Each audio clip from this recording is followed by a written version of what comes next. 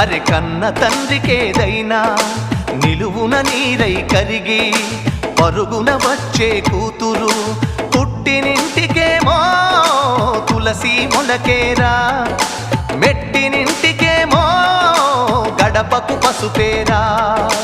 కాసంతా కుంకుమనే చచ్చేదాకా కోరుకునేది, అందుకే కంటే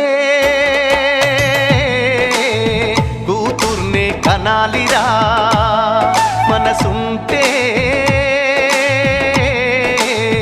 మగాడిలా పెంచాలిరా.